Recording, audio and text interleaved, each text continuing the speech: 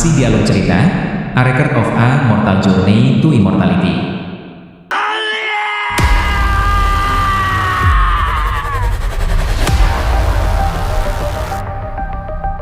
Chapter 813. Setelah melihat boneka serigala putih telah ditahan, Han Li segera membentuk gerakan mantra dan memerintahkan boneka-bonekanya untuk meledakkan diri tanpa ragu-ragu. Sementara skala dari 3 ular sanca besar mungkin sangat kuat, bagian dalam mulut mereka adalah cerita yang berbeda. Mengingat bahwa boneka serigala putih dibuat dari bahan berharga yang tak terhitung jumlahnya, kekuatan ledakan mereka tidak bisa diremehkan. Seperti yang diharapkan, kedua kepala ular menjerit kesakitan yang tak tertahankan, tetapi kepala ular tengah benar-benar tidak terpengaruh oleh ledakan, selain menjadi lebih marah. Dalam kabur hitam, boneka ular hijau terbang ke arahnya terlempar 40 meter ke belakang oleh gelombang ekor ular sanca. Pada saat yang sama, itu bergerak maju dan menginjak salah satu boneka sapi merah, menghancurkannya berkeping-keping dan menyangkal Han Li kesempatan untuk meledakkannya. Adapun Marquis Nanlong dan Lu Weiying, mereka akhirnya terbangun dari keterkejutan mereka setelah melihat bahwa boneka Han Li terus bertarung. Lu Weiying adalah yang pertama bertindak, mengirim puluhan bola api putih cemerlang ke langit. Adapun Marquis Nanlong, dia melambaikan tangannya dan memukul cincin hijau gelap yang dia panggil dengan segel mantra. Segera, cincin itu mulai kabur dan terbelah menjadi 2, lalu 4, lalu 8. Dalam satu napas, cincin itu telah menciptakan lebih dari 100 hantu itu sendiri. Dengan cincin sejati tercampur di antara mereka, mereka menembak ke depan dalam gelombang cahaya hijau. Han Li dengan tenang melambaikan tangannya dan memanggil item hitam pekat yang membengkak di udara di atasnya. Dalam kilatan cahaya hitam, itu telah berubah menjadi gunung yang tingginya lebih dari 40 meter, dan hanya terus tumbuh di bawah perintah Han Li. Itu adalah gunung 1000 kali lipat. Mengingat ukuran besar dan pertahanan yang luar biasa dari Python kuno, harta ini harus lebih tepat dalam menghadapinya. Dengan kecepatannya yang luar biasa, Han Li pertama-tama harus menahannya sebelum dia bisa mendaratkan serangan. Sama seperti Han Li merenungkan bagaimana melakukan ini, kepala kiri dan kanan ular sanca tampaknya telah pulih dari ledakan sebelumnya dan melepaskan 2 sinar cahaya abu-abu dari mulut mereka. Bola api putih Lu Weiying pecah saat dipukul. Tetapi sinar cahaya abu-abu menemukan diri mereka di jalan buntu dengan gelombang api yang dihasilkan dari bola api yang pecah.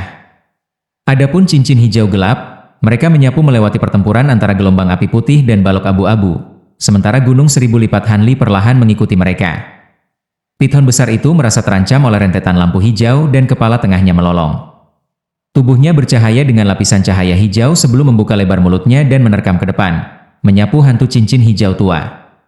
Tapi salah satu cincin yang bersembunyi di belakang berhasil menghindar, dan dengan kabur, cincin itu muncul di atas kepala ular sanca.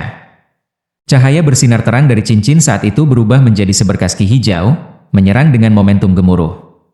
Tiba-tiba, cincin hijau gelap itu membesar dan mengerutkan Python besar itu dengan sekuat tenaga, tenggelam jauh ke dalam daging ular sanca itu. Python tiba-tiba merasa bahwa 7 inci dagingnya terkekang dan merasakan gelombang rasa sakit yang luar biasa menjalar dari daerah itu. Kepala Python utama mulai meronta-ronta liar seolah-olah putus asa untuk membebaskan diri dari pembatasan cincin hijau itu. 2 kepala lainnya juga terpengaruh oleh rasa sakit dan tidak dapat menopang sinar cahaya abu-abu yang menahan gelombang api putih. Ketika Lu Weiying melihat ini, ekspresinya cerah dan dia memanfaatkan kesempatan untuk memerintahkan api putih maju. Gelombang api putih melonjak hingga lebih dari 40 meter dan menelan Python besar itu. Namun, lampu hijau yang menutupi tubuh ular sanca besar itu tangguh dan berpegang teguh pada api putih. Sementara cincin hijau gelap mungkin membatasi kepalanya, tubuhnya belum mengalami kerusakan. Tiba-tiba, cahaya hitam mulai bersinar di atas Python saat gunung hitam setinggi sekitar 100 meter muncul di atasnya. Gunung mulai berputar di udara, melepaskan awan hitam di bawahnya dan menjebak Python besar. Python besar itu berubah lamban di dalam awan hitam seakan terbebani oleh tekanan yang sangat besar. Menggunakan kesempatan yang diberikan, gunung hitam mulai turun. Merasakan hal-hal yang jauh dari baik, ular sanca mengangkat setiap kepalanya dengan susah payah dan melepaskan beberapa bola cahaya ke langit untuk memblokir turunnya gunung hitam. Tetapi sebelum mereka bisa mencapai gunung, mereka dibubarkan oleh awan hitam di sekitarnya mereka. Tidak ingin membiarkan hal-hal berdiri dan menunggu kematian, Python besar menggunakan seluruh kekuatannya untuk menampar ekornya ke bawah dan meluncurkan dirinya keluar dari dalam awan hitam. Tetapi pada saat itu, api putih yang mengelilingi tubuhnya tiba-tiba berubah menjadi beberapa rantai tebal dan melilit tubuhnya. Python besar itu hanya mampu terbang sekitar 30 meter sebelum jatuh ke tanah. Akhirnya, Gunung itu menabraknya dan seluruh area di sekitarnya bersinar terang dengan cahaya hitam, mencegah siapapun melihat apa yang terjadi di dalam. Kepala ular sanca menjerit-jerit sebelum gunung itu hancur berkeping-keping. Marquis Nanlong mengungkapkan senyum dan Lu Weiying menghela nafas. Namun, Han Li mengerutkan kening saat dia menyaksikan pemandangan di depannya. Cahaya hitam sedikit memudar untuk mengungkapkan gunung hitam. Piton besar itu masih belum sepenuhnya mati karena masih ada satu kepala yang tidak dihancurkan. Itu menjerit saat melambaikan kepalanya bolak-balik dengan sekuat tenaga. Vitalitas yang sangat besar yang ditampilkannya saat ia menggapai-gapai dalam kegilaannya adalah pemandangan yang harus dilihat. Lu Weiying mendengus dan melambaikan tangannya. Garis cahaya putih dengan keras melesat di udara dan tiba di atas Pithon. Berputar sekali dalam berkembang dan kemudian dengan mudah mengiris leher ular yang rentan. Akibatnya, tubuh tanpa kepala ular sanca itu menyemprotkan air mancur darah 10 meter ke udara sebelum akhirnya jatuh ke tanah. Ekspresi pria tua itu rileks setelah menghabiskan Pithon dan dia bergumam, akhirnya selesai. Namun, ini agak mengejutkan. Ular eboni berkepala 3 ini tidak menakutkan seperti yang dijelaskan dalam legenda. Marquis Nanlong menggelengkan kepalanya dan dengan ragu berkata, mungkin saja ini bukan spesimen yang benar. Jangan lupa, ular eboni berkepala 3 sejati bersayap dan dikatakan bahwa masing-masing dari ketiga kepala itu juga memiliki kemampuan unsur yang berbeda. Ular ini tidak mungkin asli atau kita tidak akan bisa mengatasinya dengan mudah.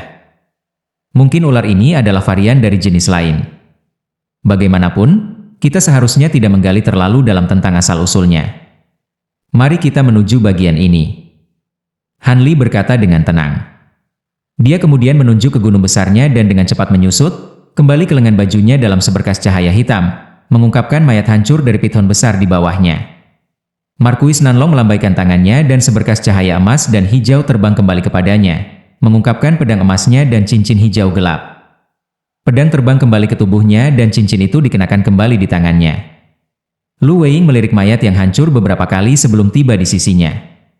Dia dengan santai mengulurkan tangan ke salah satu kepala ular sanca dan memanggil inti hijau seukuran ibu jari ke tangannya. Dengan sedikit sukacita di wajahnya, dia melihat kedua kepala lainnya dan menarik sebuah inti dari masing-masing. Pada saat itu, Han Li yang telah selesai mengumpulkan fragmen boneka-bonekanya dan Marquis Nanlong telah tiba. Lu Weiying menyerahkan masing-masing dari mereka satu inti tanpa mengucapkan sepatah kata pun. Han Li menerima item dan meliriknya sebelum dengan acuh tak acuh menyimpannya. Marquis Nanlong melakukan hal yang sama. Segera setelah itu, Lu Weiying mengubah tubuh ular sanca besar itu menjadi abu dengan bola api tunggal dan berkata, itu akan merepotkan untuk membunuh binatang buas ini jika kita sendirian. Tetapi dengan kekuatan kita digabungkan, membunuh binatang buas kuno tingkat ini seharusnya tidak menjadi masalah. Menjadi banyak tantangan. Jika Ancient Flame Toad mudah ditangani, maka perjalanan ini akan sangat santai. Marquis Nanlong menghela nafas dan tersenyum masam. Aku harap itu akan seperti itu, tetapi kemungkinan bahwa Toad api kuno akan sedikit lebih merepotkan. Bagaimanapun, itu menyebabkan bahkan Master Chang Kun melarikan diri. Meskipun ia sangat lemah pada saat itu, binatang buas itu pasti akan tangguh. Setelah beberapa pemikiran, Lu Weiying menjawab dengan anggukan diam. Pada saat itu, Han Li sudah terbang dan mengumpulkan bendera formasi penyembunyian. Ketika dia kembali, dia berkata, ayo pergi. Kami akan mencari tahu seberapa kuat Toad api kuno dalam waktu dekat. Dengan mengatakan itu, dia memimpin bergerak maju. Marquis Nanlong dan Lu Weiying saling melirik dan mengikutinya dengan cermat. Setelah semua, mereka harus bergantung pada cincin yin yang milik Han Li untuk melewati Great North Ascent Lights. Dengan Pithon besar itu terbunuh, jalan itu sekarang terbuka. Ada jalan batu selebar 300 meter yang dikelilingi oleh penghalang cahaya merah yang tidak bisa dilihat. 3 pembudidaya terbang 15 meter di atas tanah dengan kecepatan hati-hati. Ketika mereka melakukan perjalanan lebih dari 10 km di jalan, pemandangan berubah dan mereka menemukan dinding kuning samar. Ada sebuah gua pekat di dinding batu selebar 20 meter. Itu di sini. Setelah kita melewatinya, kita harus menemukan diri kita di kedalaman lembah. Lorong gua sepanjang lebih dari 5 km dan ditutupi oleh Great North Ascent Lights. Marquis Nanlong menghela nafas dan menoleh ke Han Li, berkata, rekan Taois Han, kita akan perlu menggunakan cincin yin yang Anda. Lu Weiying menggosok dagunya dan dengan penasaran berkata, karena kita tahu ada Great North Ascent Lights di gua, tidak bisakah kita menemukan cara lain untuk melewatinya? Atau ini satu-satunya jalan keluar? Marquis Nanlong menggelengkan kepalanya dan berkata, tidak ada jalan lain selain yang ini. Brother Lu, pukul batu itu dengan harta ajaib Anda dan Anda akan segera menyadari mengapa. Baiklah, aku akan memukulnya. Tanpa izin, Lu Weiying melemparkan lengan bajunya dan melepaskan cahaya putih dari tangannya, dengan keras menyerang dinding batu. Pada saat itu, Han Li jelas melihat pedang pendek yang agak aneh bepergian dalam cahaya putih. Tampaknya itu adalah harta sihir saber terbang yang jarang terlihat. Di bawah tatapan penuh perhatian Han Li, pedang terbang memotong ke dinding batu dalam tampilan cahaya putih menyilaukan. Kemudian dengan sedikit perubahan ekspresi, Lu Weiying melambaikan tangannya dan mengingat pedang terbang. Han Li jelas melihat bahwa serangan pedang terbang telah meninggalkan tanda sepanjang inci dangkal dengan butiran cahaya perak samar-samar melayang di sekitar area. Itu, Lu Weiying mengungkapkan sedikit kejutan dan buru-buru melangkah maju untuk melihat tanda pedang. Setelah dengan hati-hati memeriksanya, dia bergumam, Tail Star Silver. Gua ini terbuat dari biji Tail Star Silver? Ketika mereka mendengar kata-kata Tail Star Silver, ekspresi Han Li sangat berubah dan dia juga melangkah maju. Dia mengulurkan jarinya dan dengan lembut membelai tanda tebasan, memeriksa debu di jarinya. Han Li secara alami mendengar tentang Tail Star Silver karena itu adalah bahan yang dapat meningkatkan daya tahan harta sihir. Efeknya hanya kalah dengan bahan yang berharga seperti kristal halus. Tidak heran kalau serangan Lu Weiying nyaris tidak merusaknya. Terlepas dari apakah itu berada di lautan bintang yang terserak atau benua selatan surgawi, itu adalah sesuatu yang hampir padam. Han Li menatap tanda pedang dan diam-diam mengangkat tangannya. Lebih dari 10 pedang biru muda keluar dari lengan bajunya dan langsung menabrak dinding batu. Dua lainnya terkejut, tetapi mereka segera menyadari apa yang dilakukan Han Li. Dengan serangkaian dentang, lebih dari 10 lubang sedalam beberapa inci muncul di dinding. Setiap lubang menghasilkan bintik cahaya perak. Han Li sejenak mengungkapkan keterkejutan dan dia berkata, itu benar-benar Tail Star Silver, dan itu dicampur ke dalam batu. Selain itu, tidak terdistribusi secara merata sehingga tidak dibuat oleh manusia. Seharusnya ada nada dari Tail Star Silver di dalamnya. Melihat bahwa pedang Han Li telah menghantam lebih dalam dari pedang Lu Weiying, yang lain sama-sama memiliki perubahan ekspresi, tetapi mata Lu Weiying mengkhianati jejak keserakahan saat dia menatap dinding batu dalam diam. Gairah yang berapi-api juga muncul di wajah Marquis Nanlong, tetapi setelah beberapa pemikiran, ia kembali tenang. Marquis Nanlong dengan tenang berkata, ayo pergi. Kami akan mencari harta karun di kedalaman lembah pertama. Lu Weiying ragu-ragu dan memasang ekspresi enggan. Pergilah. Tail Star Silver adalah harta yang sangat berharga. Bukankah lebih baik menggali ini dulu? Marquis Nanlong mengerutkan kening dan menghadapi Lu Weiying, berbicara dengan nada yang dalam. Saudara Lu, bagaimana Anda bisa begitu bodoh di saat seperti ini? Tidakkah Anda secara pribadi menyaksikan betapa sulitnya Tail Star Silver? Mungkin saja ada seluruh urat nadi, tetapi sepotong biji seukuran kepalan tangan hanya dapat disempurnakan menjadi sejumlah kecil saja. Berapa banyak waktu dan kekuatan sihir yang harus Anda buang sebelum sepadan? Dan sementara barang ini mungkin berharga, jangan lupa bahwa kekurangan kita bukanlah kekayaan, tetapi bahan untuk meningkatkan kultivasi dan umur kita. Ketika kita mencapai tujuan kita, harta benda ini tidak akan berarti apa-apa. Lu Weiying berhenti sejenak sebelum berulang kali mengangguk menyadari. Dia memberi hormat kepada Marquis Nanlong dengan rasa terima kasih dan berkata, Kakak Nanlong, Anda benar sekali. Saya diliputi oleh keserakahan dan kehilangan pandangan akan tujuan utama kami. Banyak terima kasih telah mengingatkan saya. Setelah itu, dia tidak memedulikan dinding dan berjalan ke dalam gua seolah-olah takut terpikat oleh Tail Star Silver. Ekspresi Marquis Nanlong santai dan dia memanggil Han Li sebelum mengikuti setelah Lu Weiying. Han Li juga enggan berpisah dengan biji perak Tail Star dan dia tanpa sadar berjalan dengan langkah melambat. Meskipun dia memiliki aurik esensi yang menanamkan pedang terbang dan susu roh yang cukup untuk memulihkan kekuatan sihirnya, memotong cukup banyak biji perak Tail Star masih bukan tugas yang mudah. Dan jika dia menindaklanjuti, dia juga akan memancing kecemburuan dari anggota partai lainnya. Menyimpulkan bahwa mengejar Tail Star Silver tidak bijaksana, Han Li hanya bisa menghela nafas dan mengikuti dua anggota pestanya ke dalam gua. Pada saat itu, Han Li tiba-tiba mendengar suara dari benaknya. Hehe. Ada begitu banyak Tail Star Silver. Saya telah menghabiskan waktu bertahun-tahun mencarinya, tetapi saya tidak dapat menemukannya. Lembah Devil Val pantas mendapatkan reputasinya. Perak bisa digunakan dalam perbaikan boneka. Dengan sedikit Tail Star Silver tercampur ke dalam tubuh boneka itu, harta sihir umum tidak akan bisa membahayakan mereka. Anda harus mengambil semuanya. The Monarch of Soul Divergence berbicara dengan nada bersemangat. Han Li dengan kasar menegurnya, ambil semua itu?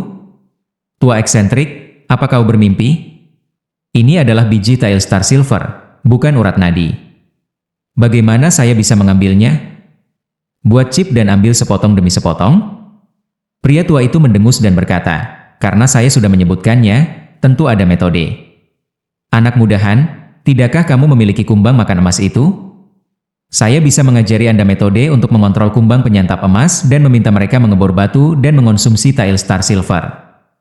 Mereka kemudian akan memuntahkannya sebagai perak yang dikristalisasi. Metode ini adalah sesuatu yang saya peroleh dari pembudidaya serangga yang saya bunuh. Ini berlaku untuk semua serangga roh, tetapi sangat cocok untuk kumbang pemakan emas Anda. Baiklah, lalu bagaimana kalau kamu mengajarkannya padaku? Saya akan segera meminta Gold Devouring Beetles mencari Tile Star Silver. Han Li segera menjawab dengan gembira. Mungkin tidak hanya untuk Tile Star Silver, tetapi juga mantra yang perkasa. Pertama-tama biarkan aku memberitahumu bahwa terlepas dari berapa banyak Tile Star Silver yang kamu dapatkan, kamu harus menyisihkan cukup untuk boneka terakhir yang akan aku sempurnakan. Juga, Anda tidak bisa menyia-nyiakannya untuk keperluan lain, terutama untuk mencampurnya dengan harta sihir Anda. Jika masih ada Tile Star Silver setelah saya memperbaiki tubuh boneka, Anda bisa menggunakan sisanya sesuai keinginan. Han Li tidak bisa menahan senyum dan berkata, Senior mungkin tidak tahu ini, tapi harta sihirku sudah marah dengan Refined Crystal. Ini sedikit lebih efektif daripada Tile Star Silver. The Monarch of Soul Divergence berhenti sebelum berteriak dengan ketakutan, kristal yang dimurnikan? Anda memiliki bahan yang menentang surga? Apakah Anda masih memiliki sisa? Ini akan sangat berguna bagi saya bahkan jika Anda hanya memiliki sedikit yang tersisa. Tampaknya ada sedikit kegembiraan dalam suaranya. Han Li dengan belak-belakan menjawab, kamu harus tahu bahwa aku menggunakan satu set pedang terbang. Sementara saya telah memperoleh sepotong besar kristal halus, itu hampir tidak cukup untuk meredam pedang terbang saya. Tidak ada yang tersisa. Tidak ada yang tersisa? Sayang sekali. Nada bicara pria tua itu dipenuhi dengan kesedihan dan kekecewaan. Ketika Han Li mendengar ini, dia tidak bisa membantu tetapi memutar matanya. Menggunakan kristal halus pada harta sihirnya sendiri tidak bisa dianggap sia-sia, tetapi karena dia meminta bantuan, dia pura-pura tidak mendengar ini. Pada saat itu, Han Li telah mengikuti keduanya ke dalam gua, tetapi berhasil menjaga jarak dari mereka, sengaja atau tidak, untuk mencegah mereka menemukan sesuatu yang aneh. Gua itu gelap, tetapi ini mudah dipecahkan bagi para pembudidaya dengan menuangkan kekuatan spiritual ke mata mereka. Karena ini, mereka dapat melihat dengan jelas tanpa masalah. Lebar dan tinggi gua persis sama dengan pintu masuk, dan warna-warna batu itu kuning konsisten. Sepanjang jalan, Han Li dengan santai menggunakan salah satu pedangnya untuk memotong dinding batu. Akibatnya, itu mengungkapkan setitik cahaya perak, sangat mengejutkan Han Li. Saat Han Li berjalan maju, dia belajar teknik pengendalian serangga dari Monarch of Soul Divergence. Meskipun mantra untuk teknik itu samar karena dibentuk dari karakter kuno, Han Li dapat mempelajarinya dengan sedikit penjelasan dari eksentrik lama. Dengan pemahaman yang tiba-tiba, Han Li bisa dengan lancar menggunakan teknik ini. Dengan teknik yang diberikan, pria tua itu terdiam sekali lagi. Han Li merenungkan mantra sesaat lagi dan memverifikasi bahwa itu benar sebelum dengan santai menyikat lengan bajunya di pinggangnya dan melepaskan kantung binatang roh. Beberapa saat kemudian, Gold Devouring Beetles mulai diam-diam terbang dari lengan bajunya dan melintasi lorong. Dengan anggota partai lainnya lebih dari 30 meter di depannya, mereka tidak dapat merasakan tindakan Han Li. Dalam waktu yang dibutuhkan untuk menyelesaikan secangkir teh, kumbang pemakan emas telah sepenuhnya meninggalkannya. Han Li kemudian menarik lengan baju dan membentuk gerakan mantra. Setelah itu, dia mengucapkan mantra di benaknya dan menyebarkannya dengan indera spiritualnya ke pintu masuk gua di mana segerombolan besar kumbang penyuur emas berkumpul. Kumbang devouring emas tiba-tiba bersinar dengan cahaya keemasan dan serangga terbang segera tumbuh samar ketika mereka menerobos ke dinding batu tanpa perlawanan sedikit pun. Mereka tidak lagi terlihat dan permukaan batu itu tidak rusak sedikit pun. Merasakan ini dengan indera spiritualnya, Han Li mengingatnya dengan lega dan mulai mempercepat langkahnya. Setelah berjalan lebih lama, mereka tiba di awal jalan yang berliku. Dua lainnya telah berhenti berjalan, sangat mengejutkan Han Li. Dia buru-buru melihat ke depan dan melihat bahwa lorong itu 2 kali lipat lebarnya. Jalan luas ditutupi dengan stalagmit dan stalaktit yang samar-samar melepaskan garis-garis cahaya perak, menerangi gua. Garis peraknya sangat aneh. Meskipun mereka tidak berwujud, mereka masing-masing tampaknya hampir berisi bentuk mereka sendiri. Marquis Nanlong menatap garis perak di depannya dan menghela napas dalam-dalam. Ini pasti Great North Essentialites. Meskipun kalian berdua rekan Daois mungkin tahu sesuatu tentang itu, saya harus memperingatkan Anda untuk tidak terburu-buru menggunakan kekuatan spiritual atau harta selain dari cincin yin yang ketika di dalam. Jika Great North Essentialites merasakan kekuatan spiritual bocor, kita pasti akan mati. Han Li menjadi diam dan dia tidak menjawab. Dia hanya melambaikan lengan bajunya dan memanggil cincin hitam pekat yang berputar sekali di udara sebelum jatuh ke tangannya, memperlihatkan kerlipan cahaya. Lanjut di video chapter berikutnya. Terima kasih.